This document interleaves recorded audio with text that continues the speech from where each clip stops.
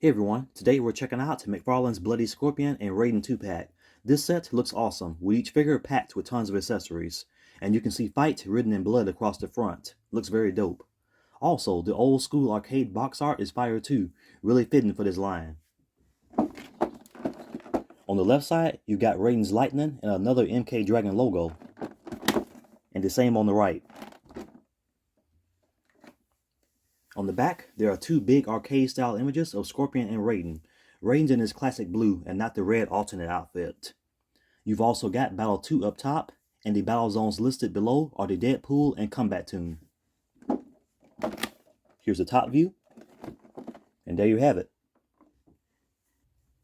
Here's the Bloodied Scorpion up first, and as you can see, the MK2 Ninja head sculpt is almost identical to the single release, but with only two key differences. So obviously, the main difference is the blood on the masked head sculpt. And the second difference is that the orange wash is very subtle on the yellow mask piece for the single release Scorpion. Whereas the orange wash on the second one is much deeper and more pronounced, especially on the sides and edges of the segmented mask. But other than that, the head sculpts are fundamentally the same, aside from the blood and shading differences. You can see that the angular yellow mask looks sharp, and the ribbed vented pattern gives it that segmented grill-like finish. The black piece covering the head is also spot on, and his undead white eyes look great. Moreover, the blood splatter running diagonally across the head sculpt is a very cool and gory touch. Overall, it's a solid head sculpt. Now, onto the rest of the MK2 suit. Like the head sculpt, it's fundamentally the same as the single release Scorpion, but with two differences that we saw with the head sculpts. The first being the blood splattering, as the single release figure obviously has none. Secondly, the orange wash is a lot deeper and more pronounced on the yellow vest for the bloodied Scorpion, whereas the orange wash on the yellow quilted vest for the other Scorpion is a lot more subtle, especially around and between the diamond-shaped areas. Also, you can see some of the deep orange wash on the elongated yellow and black attire piece below the belt as well. So again, aside from these two differences, the figures are basically the same. Now, to speak further about the blood, the vest is covered in it, especially on the right side, which has a heavier blood finish. You can also see heavy concentrated spots on the lower and middle parts of the main black shirt. The blood has a deep crimson red finish that looks pretty realistic. Aside from that, the classic MK2 yellow V-shaped vest obviously rocks the quilted design, with the black trim adding nice contrast. Under the vest is the main shirt, which as you know is splattered with blood, and it features line detailing near the openings. It's layered over a secondary black shirt underneath, which only has small speckles of blood on it. Both shirts have well sculpted creases and folds that mimic real fabric, and there's visible texturing on the sides of the main black shirt. The bloody paint finish continues on the entire pieces below the belt, heavily concentrated on the elongated yellow and black section, which is connected to the vest. The blood on the solid black cloth piece is a little lighter in coverage, and it has nice creasing and texture work. As for the belt, it's still not game accurate, just like we saw in the single release. The MK2 belt from the game was thicker, quilted, and had black edges with a fastened piece on top. This one's much simpler, as there's a black strap fastened around the waist. That said, the figure still looks good overall.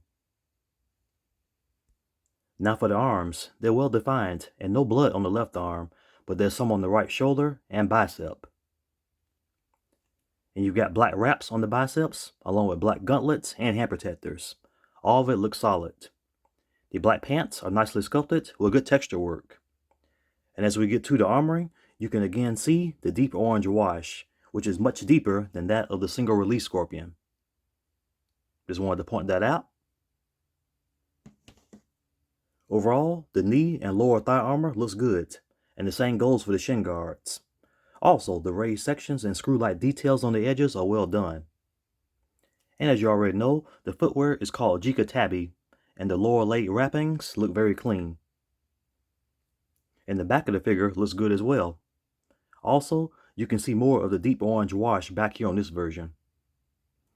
So, other than the blood and deep orange wash on the head sculpt, vest, the armored sections, and the entire piece below the belt, The figures are fundamentally the same. As for Scorpion's accessories, there are loads of them. First up, here's Scorpion's iconic skull head sculpt. And as all of us MK fans know, things are really about to go left when the mask comes off and the skull becomes shown. It's designed to a realistic and menacing look. The color finish is basically an off-white / bone color, almost like a pale beige tone that resembles natural bone. There's also a black wash on various areas of the skull to make it even more realistic. Very nice. Therefore, the overall design features a clean bone-colored finish with dark shading in the eye sockets and nasal cavity to enhance the depth and create realism. Also, the entire head sculpt has a realistic skull appearance. Moreover, the overall shape is pretty much anatomically accurate, with pronounced cheekbones, a defined jawline, and visible individual teeth, which look great. Next up is the MK1 masked head sculpt. And as you know, the MK1 mask differs from the MK2 as it lacks the grill and the form-fitting black section covers more of the face.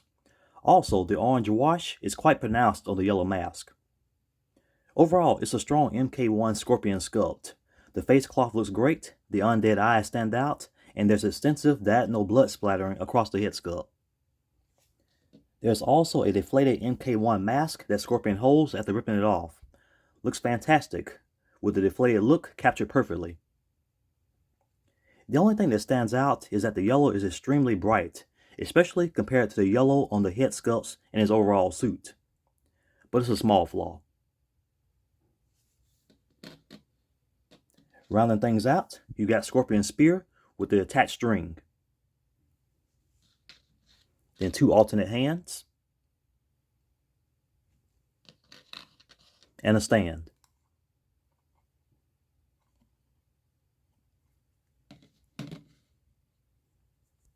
Next up, we've got MK's legendary God of Thunder, Raiden. The head sculpt is on point, with his iconic hat, aka conical hat, looking sharp. It's got great contouring, with a medium orange color base and a dark orange wash running through the segmented areas and on the top of it. The facial details are top notch, with a neutral expression that hits just right. The eyes pop with an awesome blue finish, accented by blue shading that highlights the electricity running through them. Raiden's suit rocks his classic MK look, a textured red vest with black trim over a white martial arts style outfit. The vest's texture detailing is very impressive. And the lower portion of it has some nice flexibility. Also, the collar features clean diagonal line work, while the black undershirt has a nice fabric-like finish. And the side-tied sash looks very good. The sleeves look great, featuring Raiden's signature gold and black symbols from his classic attire. The symbols are cleanly painted on the biceps with a solid color finish, and the subtle line work on the sleeves is a nice touch. You can also spot the detailed gauntlets and hand protectors. The baggy pants match that same level of detail, with subtle lines and realistic crease work that mirror the sleeves perfectly. The wraps around the lower legs look solid too. And from the back, everything holds up nicely. Overall, the sculpt perfectly captures Raiden's powerful, commanding presence. Now for Raiden's accessories. First up is the first interchangeable faceplate, and it looks awesome. He's clearly in battle mode here, teeth gritted and eyes crackling with lightning. The electric eyes, facial creases, and intense expression are all designed perfectly. The second faceplate features an open mouth, again showing Raiden mid-battle and channeling his power. The same sharp detailing carries over, and it looks just as great. You also get 2 martial arts pose hands, and a pair of semi-translucent blue lightning effects, the signature weapon of Raiden.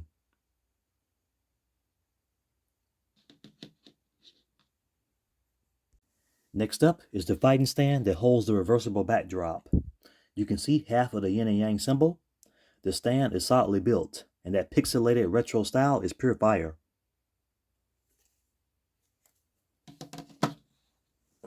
Here's the backdrop. You can flip it however you like. One side features the combat tune, and the other, the Deadpool.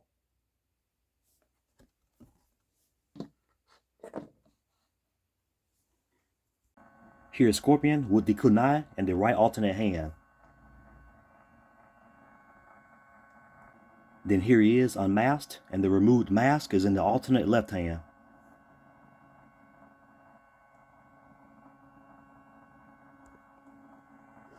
Then here's the undead specter with the MK1 head sculpt.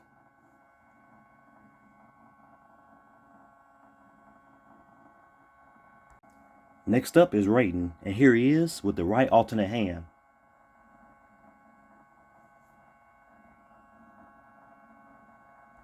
Next, here he is with the first alternate faceplate and a lightning effect.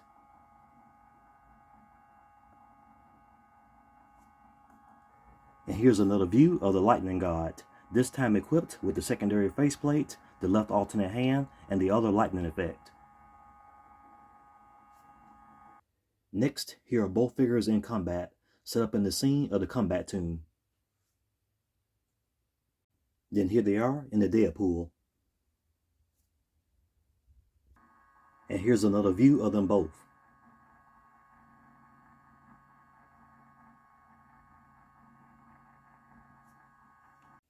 As for Scorpion's articulation, he looks up that far, then down this far.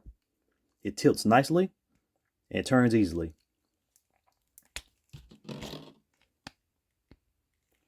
The MK1 head sculpt moves basically the same way.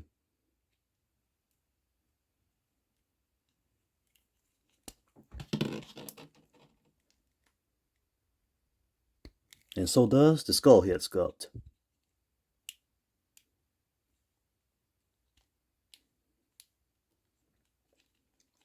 Butterfly joints. The arms raise up to a 90-degree angle. Full arm rotation. Bicep swivel, double jointed elbows, wrist swivel, then a hinge. A diaphragm cut is present, therefore he pivots and rotates at the diaphragm. Ball joint in the waist, so he can pivot there too. Waist swivel. He bends forward this much, pretty good. And he goes back this far, very good. The legs go to a 90-degree angle. They kick forward all the way. And they go back quite far. Double jointed knees and the lower legs bend back quite far. Swivel at the foot. The foot goes up this far and down this far. Ankle pivot and toe articulation. Now for Raiden, he looks up really far and down this far. The head tilts really well and it turns with no problem. The arms reach a 90-degree angle. Full arm rotation, bicep swivel, double jointed elbows, wrist roll, and a hinge. He can pivot at the lower torso. Very nice. He bends forward a little and he goes back quite far. Very good. Waist rotation. He does a full split easily. The legs kick forward all the way. And they go back this far. Very good. Double jointed knees and the lower legs go back this far. Nice. Swivel at the foot. The foot goes up this far, down this far. Ankle pivot, toe articulation. And that's going to wrap it up for today's look at McFarlane Scorpion and Raiden 2-pack. Overall, this set absolutely delivers. The blood effects on Scorpion look brutal, and Raiden's clean, classic design really captures that vintage MK vibe. The arcade-style packaging with fight splashed in blood across the front is just pure nostalgia. Both figures come packed with accessories, and the interchangeable heads, hands, and effects give you tons of posing options. Scorpion's menacing sculpt and realistic blood splatter make him stand out on the shelf, while Raiden's lightning effects and phenomenal faceplates bring that God of Thunder energy to life. The retro backdrops for the Deadpool and Combat Tomb are a perfect finishing touch for any display setup. I personally think that McFarlane really nailed the sculpting and color finish for this 2-pack, as the classic aesthetic is definitely present. My one and only gripe is that I felt that the bloodied Scorpion's orange wash on the yellow sections was a little bit heavy. which kind of dulls the vibrant yellow of Scorpion's classic MK attire. In contrast, the single-release Scorpion had an almost perfect blend of the yellow with the orange wash. But despite the wash issue, the Bloodied Scorpion as a whole is really good. And overall, it's a strong 2-pack, and seeing these two locked in combat screams finish him. As for the articulation, it's really good overall for both figures. Therefore, this 2-pack is a must-have for both die-hard MK fans and figure collectors alike. So let me know in the comments which one's your favorite, Scorpion or Raiden, and how you feel overall about the 2-pack. Thanks for watching, and if you enjoyed the video, please leave a like and subscribe.